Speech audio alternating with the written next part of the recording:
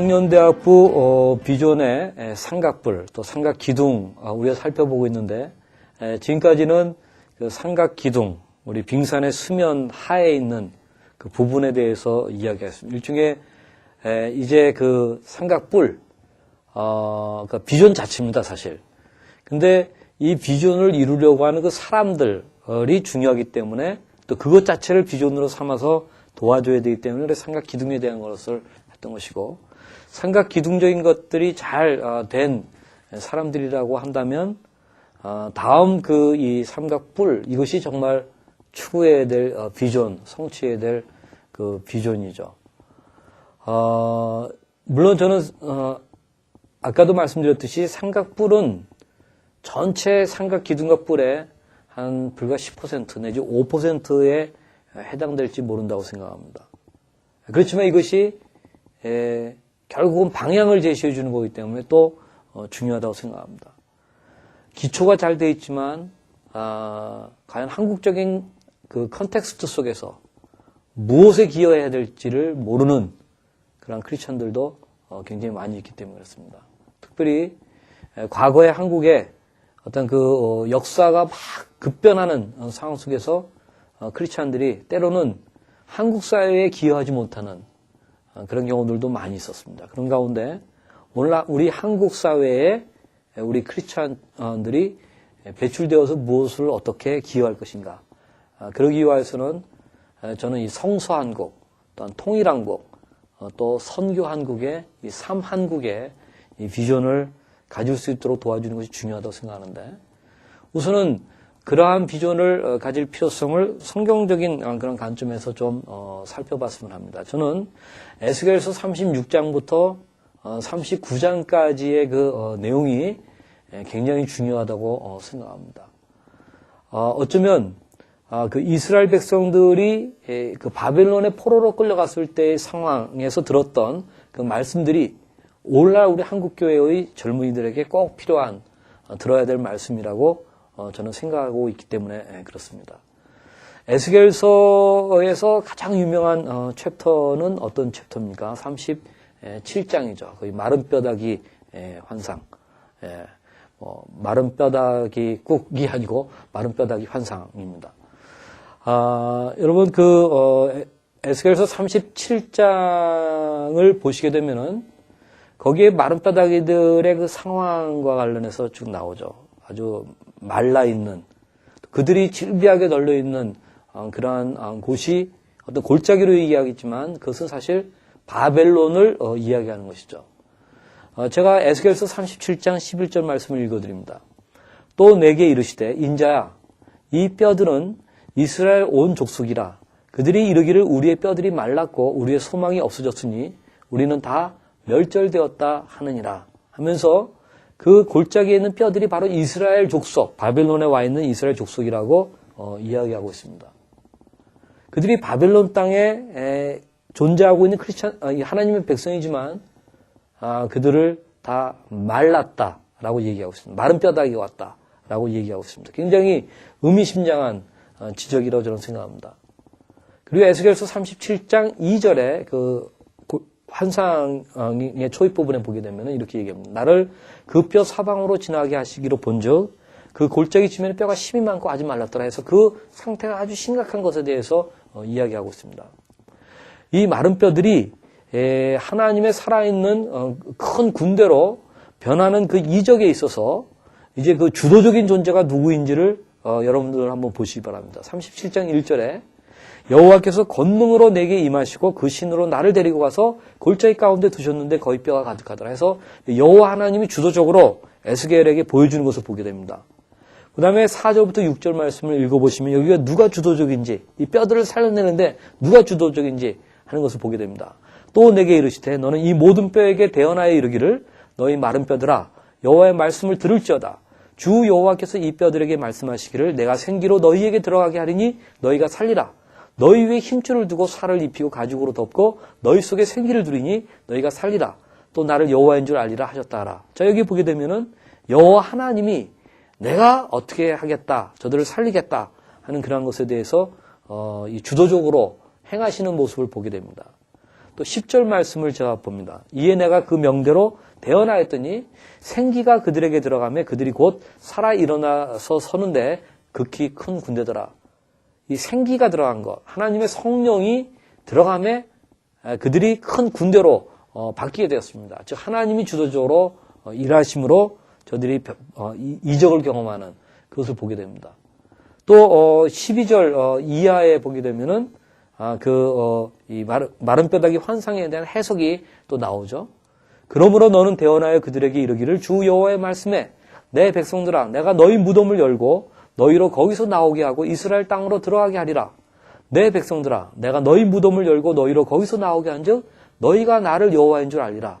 내가 또 내 신을 너희 속에 두어 너희로 살게 하고 내가 또 너희를 너희 고토에 거하게 하리니 나 여호와가 이 일을 말하고 이룬 줄을 너희가 알리라. 나 여호와의 말이니라 하셨다 하라.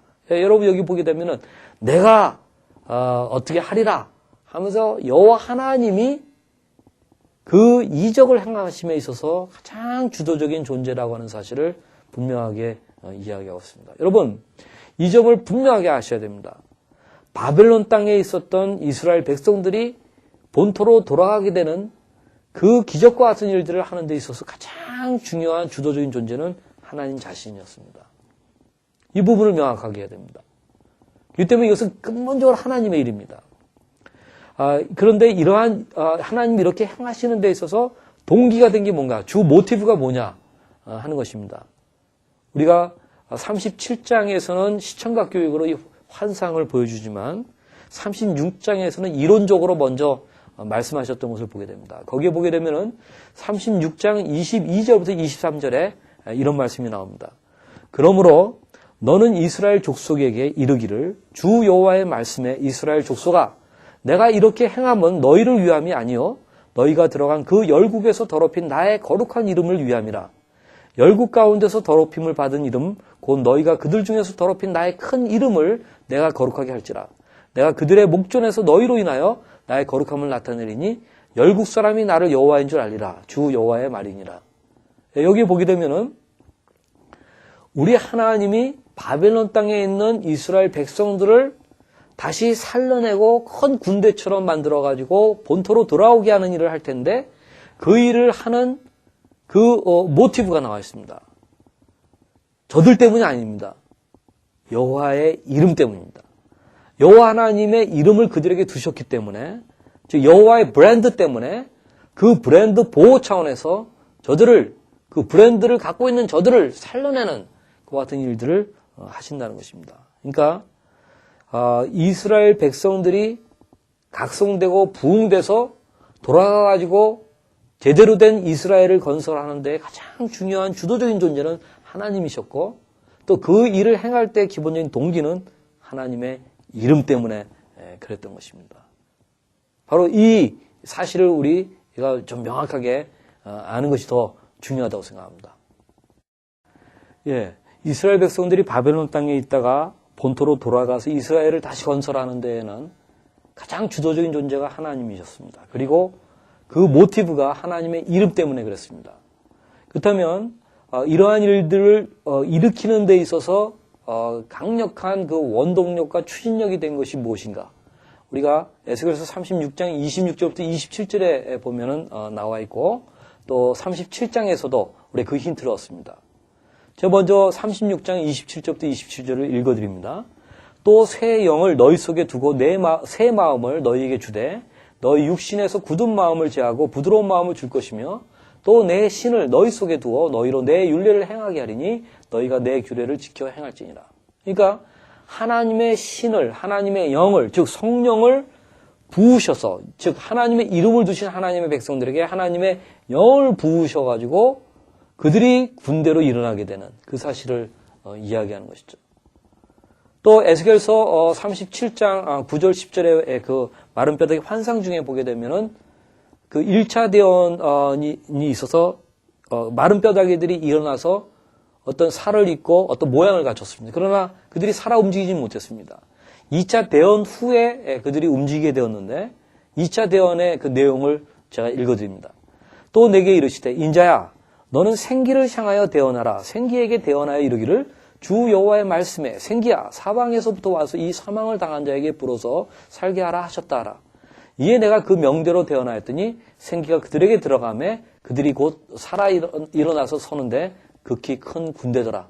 여기 보게 되면 하나님의 생기를 향하여서 되어나는, 즉 생기를 향하여 기도하는, 그러면 그 생기가 들어와서 저들을 살려내는 그런 것을 얘기합니다. 바로 이 생기라고 하는 것은 하나님의 성령을 뜻하는 것입니다. 바로 봤던 36장 26절부터 얘기하는 그 하나님의 성령, 그 일이 여기 가시적으로 보여지고 있는 것을 보게 됩니다. 그러니까 하나님의 이름을 두신 하나님의 백성들에게 하나님의 영을 부으셔서 하나님이 그들을 살려내어 가지고 돌아가게 하신다 하는 그런 이야기입니다. 자, 그렇다고 한다면 이렇게 하나님이 주도적으로 하나님의 또 이름을 두시고 하나님의 성령으로 말미암아 하신다면 믿음의 사람들의 역할 또는 선지자의 역할은 무엇이었습니까? 에스겔의 역할은 과연 무엇이었습니까? 그냥 기다리고 있는 것이었을까요? 여러분, 에스겔서 37장 4절부터 6절과 7절부터 8절에 보게 되면은 두 종류의 그 대원이 나오죠. 하나의 그 대원은 우선은 뼈다귀들을 향하여 대원하는 말씀을 전하는 것이었습니다. 두 번째 2차 대원은 생기를 향하여 대원하는 일종의 생기를 향하여 구하는, 기도하는 그것을 얘기합니다. 1차 대원의 대상과 2차 대원의 대상이 다르죠. 그러니까 이 에스겔이 한 일은 무엇이었느냐? 사람들을 향하여서는 말씀을 전파하는 그런 일이었고 또 하나님을 향하여서는 기도하는 일이었던 것을 보게 됩니다. 그것이 특히 기도하는 일은 37장 9절부터 10절에 더 명확하게 나와 있죠. 그 다음에 이러한 그 마른 뼈다귀 환상 자체에서도 볼 수 있지만 아주 놀라운 그 말씀 한 군데를 소개하고 싶은데 에스겔서 36장에서 이론적인 것을 얘기하다가 37장의 전반부에서는 이 비전, 환상으로 시청각 교육을 하고 있거든요. 근데 그 조인트 커넥션에 해당되는 36장 37장 7절의 말씀을 보면 이런 말씀이 나옵니다. 나 주 여호와가 말하노라. 그래도 이스라엘 족속이 이와 같이 자기들에게 이루어 주기를 내가 내게 구하여야 할지라. 내가 그들의 인수로 양떼같이 많아지게 하되 하면서 얘기하고 있습니다. 무슨 얘기냐? 이스라엘 족속이 다 멸절당한 것 같고 마른 뼈다귀와 같은 상황 속에서 그들이 양떼와 같이 많아지고 그들이 큰 군대가 되어서 돌아가게 되는 그 일을 하게 됨에 있어서 무엇이 중요하냐? 이 일을 이루는데 주 여호와가 이루시겠지만 그래도 이스라엘 족속이 이와 같이 자기들에게 이루어지기를 내게 구하여야 할지라. 기도해야 되는 사실에 대해서 이야기하고 있습니다. 간구해야 되는 사실에 대해서. 그러니까 에스겔이라든가 이스라엘 백성들이 기도하는 일들을 하게 될 때 하나님이 그것에 응답하셔서 주도적으로 일하신다고 하는 이야기입니다. 여러분, 비교적 길게 제가 에스겔서 36장, 37장의 내용을 가지고 말씀드렸는데 이것은 무슨 얘기입니까? 이스라엘 백성들이 이제 본토로 돌아가서 이스라엘을 건설하는 그 비전, 또 그 비전 성취의 과정에 대한 그런 그 이야기였습니다. 근데 여러분 이스라엘이 본토로 돌아가서 거기서 끝입니까? 에스겔서 37장에 보게 되면은 그 1절부터 15절, 14절까지가 그 마른 뼈다귀 환상과 그 거기에 대한 해석, 설명이라고 한다면 15절 이하부터 그 후반부까지에는 어떤 내용이 나옵니까? 일종의 에스겔에게 하나님께서 아주 희한한 매직쇼를 많은 사람들 앞에서 일으키라고 얘기합니다. 예를 들면 이런 것입니다. 자, 여러분 여기에 막대기가 하나 있습니다. 여기에도 또 다른 막대기가 있습니다. 이 두 개가 따로따로 떨어져 있습니다. 자, 그런데 잘 보십시오. 얍 했더니 사람들 앞에서 이게 두 개가 하나가 된 거예요. 사람들이 너무나도 희한하게 여깁니다. 그러면서 묻습니다. 이게 무슨 뜻이냐? 그러면 답변하라고 얘기합니다. 이렇게 두 민족으로 나눠졌던 우리 민족이 하나님 안에서 하나가 된다. 통일 이스라엘이 된다. 남북으로 분단되었던 이스라엘이 통일 이스라엘이 된다. 하는 것을 보여주라고 하는, 예언하라고 하는 그런 말씀이었습니다. 이것이 마른 뼈다귀 환상 다음에 나오는 하나의 또 다른 매직쇼를 통한 그런 하나님의 말씀이었습니다. 무슨 얘기입니까? 이스라엘이 돌아와서 이스라엘을 건설하고 나서 그 다음에는 통일 이스라엘의 비전을 갖게 되었습니다.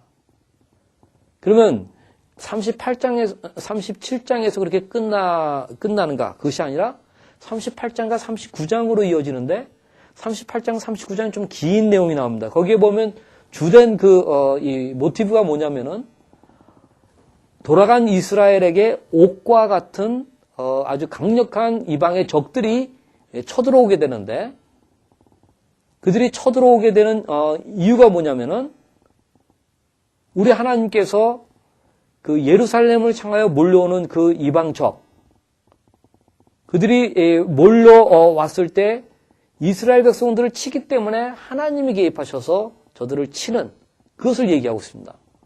너희들이 내 자녀를 쳤어? 그럼 한번 맞아봐 하면서 어떤 하나님이 이방의 적들이 예루살렘을 향하여 몰려오는 그것을 얘기하고 있습니다. 대개 이 구약에서 이방의 적들이 예루살렘을 향하여 몰려올 때는 하나님의 심판의 도구로서 이스라엘을 책망하기 위해서 또는 이스라엘에게 어떤 선지자 말씀을 안 들은 것에 대한 징계를 하기 위해서 이방적들이 몰려오게 합니다. 근데 여기서 거꾸로 이방적들이 몰려와가지고는 이방적들이 오히려 책망을 받고 심판을 받습니다. 무슨 얘기입니까? 이방인들에게까지 통일 이스라엘의 어떤 하나님의 영광과 통치가 나타나게 한다는 그런 이야기입니다. 다른 얘기로 이야기하면 통일 이스라엘에서 선교 이스라엘의 그 비전을 주는 것입니다. 그러니까 에스겔서 36장부터 39장까지의 내용을 잘 살펴보게 되면은 36장과 37장 전반부에서는 이른바 성서 이스라엘의 또는 부흥 이스라엘의 비전을 주셨습니다. 그리고는 통일 이스라엘의 비전을 37장 후반부에서 주셨습니다. 그리고 38장, 39장에서는 선교 이스라엘의 비전을 주신 것을 보게 됩니다. 저는 이 에스겔서의 이 말씀이 오늘날 한국교회의 이 젊은이들에게 정말 필요한 말씀이 아닌가 그렇게 생각합니다. 이러한 그 관점에서 우리 한국교회의 젊은이들이 이 땅에서 해야 될 그 일이 뭐고 추구해야 될 비전이 뭔가 하는 것을 생각해 본다고 한다면 저는 성서 한국의 비전, 또 분단된 현실 속에서 통일 한국의 비전, 거기에 머물러 있지 아니하고 선교 한국의 비전으로 나아가는 그 일이 굉장히 중요하다고 생각합니다.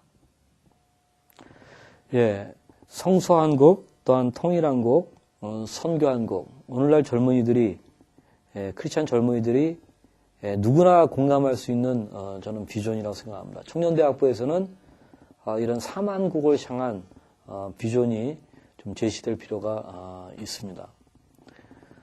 먼저 그 성서한국의 비전이란 다른 말로 얘기하면 민족복음화의 비전이라고 얘기하고 싶습니다. 복음화라고 할 때 저는 복음전도 플러스 사회적인 책임 또는 문화명령의 순종, 그래서 문화 변혁하는 일까지 포함되는 것으로 말씀드리고 싶습니다. 그러니까 한국교회 젊은이들이 청년대학부에서 꼭 붙잡아야 될 비전이 바로 이 성서 한국의 비전입니다. 즉, 그 비전을 이루는데 한 부분에 대한 그 비전을 분명하게 붙잡고 나가도록 해야 될 것입니다.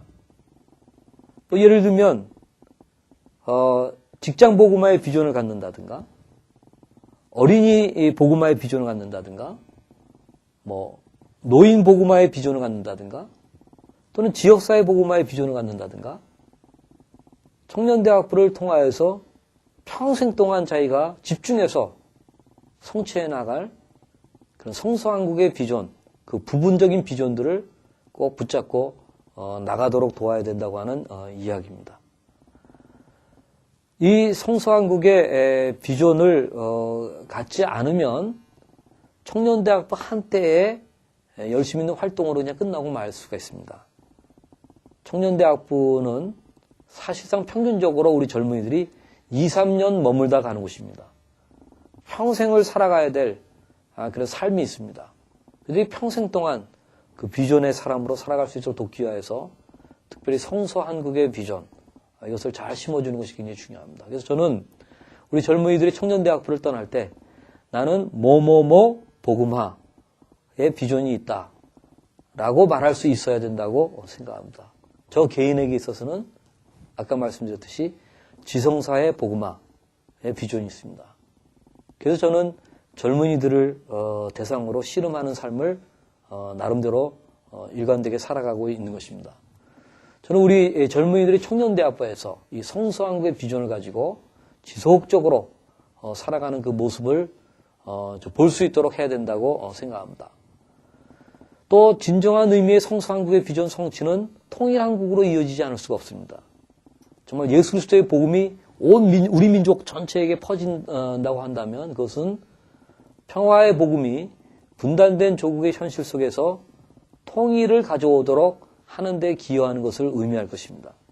그렇기 때문에 정말 교회의 이 젊은이들이라고 한다면 통일 한국을 위하여서 기도하는 것이 굉장히 중요합니다. 단순히 이것은 민족주의적 관점에서가 아니라 예수 그리스도 안에서 하나님의 방법으로 통일되게 되는, 우리가 기도하는 가운데 또는 나눔을 실천하는 가운데 하나님이 개입하셔서 분단된 조국을 통일시켜 주시는, 마치 바벨론에 있었던 이스라엘 백성들이 고넬료라고 하는 인물을 통하여서 본토로 돌아가게 되고 통일 이스라엘을 또한 이루고 또한 선교 이스라엘을 이루게 된 것처럼 하나님께서 국제적인 역학관계를 컨트롤하시는 가운데 통일 한국을 이루시도록 하는 그 일에 우리가 기도하고 또한 나름대로 실천할 수 있는 그런 것들을 청년대학부에서부터 꿈을 갖도록 도와줘야 된다고 저는 생각합니다. 그러기 위해서는 나눔 운동, 나눔의 실천, 이런 자그마한 것들을 하는 것이 중요하죠. 왜냐하면 통일한국이라고 하는 것은 우리에게 낭만적으로 어떤 것을 갖다 주지 않습니다. 오히려 30평 아파트에 살던 사람은 20평으로 줄여야 되는 것을 얘기합니다. 한 달에 100만 원을 쓰던 사람은 자기가 쓰는 돈을 60만 원으로 70만 원으로 줄이고 20, 30만 원을 그들과 함께 나눠야 되는 것을 의미합니다.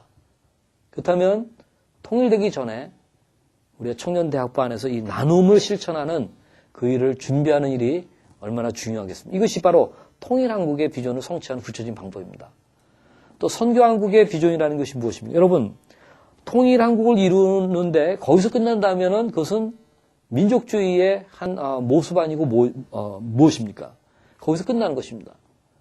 이스라엘 백성이 통일 이스라엘로만 끝난다면 그것은 의미가 없는 것입니다. 그들은 세계의 열방 가운데 통일된 이스라엘로서 어떻게 기여할 것인가 하는 것을 도전받았습니다.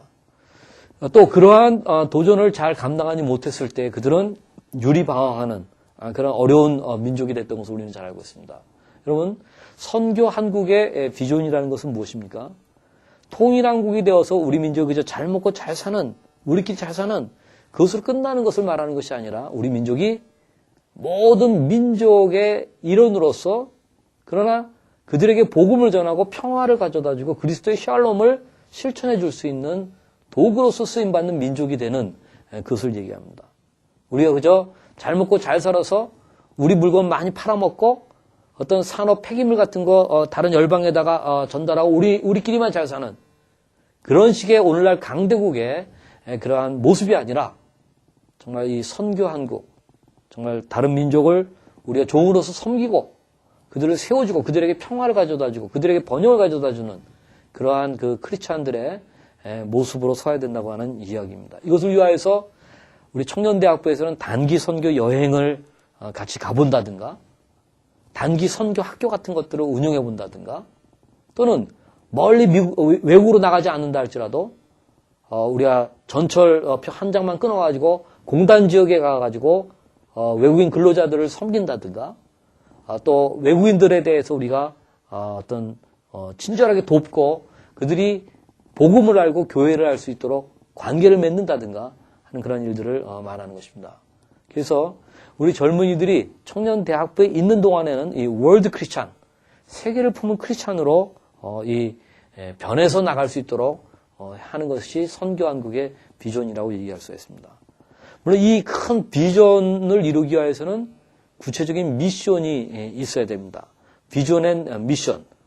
일종의 비전이라고 하는 것은 북극성의 방향이라고 한다면 미션이라고 하는 것은 구체적인 그 이정표와 같은 것입니다. 그래서 여러분들 이 비전과 그 비전을 이루기 위한 것이 대학 청년부나 또는 이 직장인들로 이루어져 있는 청년부에서는 또 어떠한 미션들을 가져야 되는지 제가 그 박스로서 표시를 해놨는데 거기에 있는 내용들을 좀 참고해 보시면 좋겠습니다. 여러분 지금까지 우리 청년대학부의 이 비전론, 온전한 제자가 되게 하고 또 교회의 유기적인 지체가 되고 사회와 민족과 세계를 향해서 대안적인 공동체가 되게 하기 위한 어떤 비전을 줘야 될 것인가 하는 비전론에 대해서 살펴봤습니다.